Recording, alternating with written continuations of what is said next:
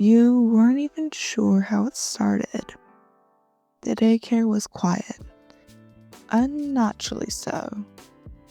No laughter, no music, no hum of the overhead lights, just the quiet silence, with nothing to account for it, and soft creak of the floor under your feet as you walked in. You'd come to help like always, but today something was off the movement that you entered. Sun was pacing with exaggerated jerky movements, rays twitching like a storm behind his plastic smile.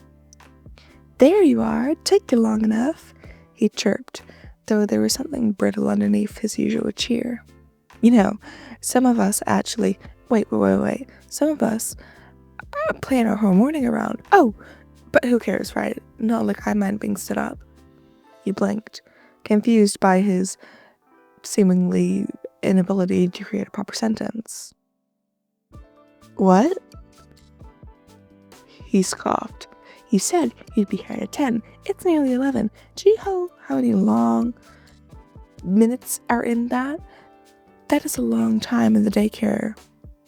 He spun around dramatically and leaned too close. "Forever, Lan." You raised an eyebrow. "I didn't stand you up. I got called in to fix one of the security panels. Vanessa needed help." "Oh, Vanessa." He turned his voice sharp, mocking. "Of course, that explains everything." Your hands caught at your sides. "Don't start." "Too late," he said, throwing his hands up in the air and spinning.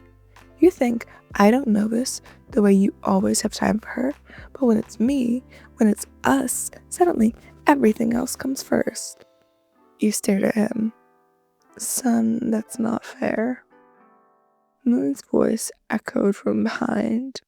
He had emerged silently, playing from the darker corner in the play area. Eyes gleaming, tone low and measured. "It's not about fair. It's about trust." He stepped back a little. Moon had always been calmer than Sun, more logical, but also extremely cold. And when he agreed with Sun, well, that was rare.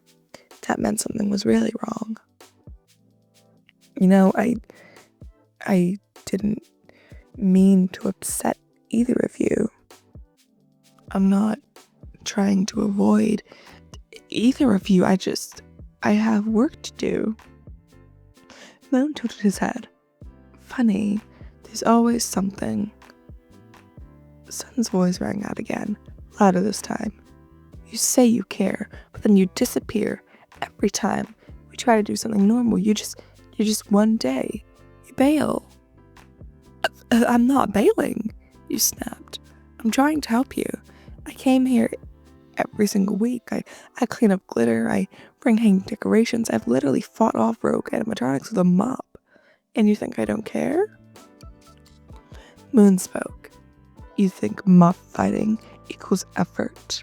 His voice was sharp and sarcastic. "Effort is consistency, presence, honesty." Sun turned away dramatically, crouching near the top of the stack of foam blocks. He picked one up and then dropped it like it offended him. "Maybe we're just not that important to you." That one stung. You bit your lip, feeling heat rise in your throat. You guys are— Sun, Moon, you're everything to me. That's why I do all this, why I make time to even be here when I'm exhausted. I'm here and nobody else is. You think Vanessa really gives a shit about what you guys need? She doesn't even know Moon exists half the time." Moon growled. "Don't change the subject." You sighed. "I'm not," you shouted, finally letting it all spill. "I've bent over backwards for this relationship, for the both of you, but it's like walking on eggshells all the time. Like, one moment I mess up, and it's the end of the world." Silence. Thick, cold silence. Sun slowly turned to face you, his sun rays drooping a little. His voice quieter now. We're not trying to scare you or make you feel like it's all your fault. Then stop acting like it all is, you whispered. Start acting like I've failed every time I'm 5 minutes late. I'm human, I'm not perfect. Moon's red eyes softened, and his voice lost its edge. We worry. Yeah, Sun added. When you're gone and you don't text when something changes, it's hard for us not to spiral. We've lost people before. Your chest ached.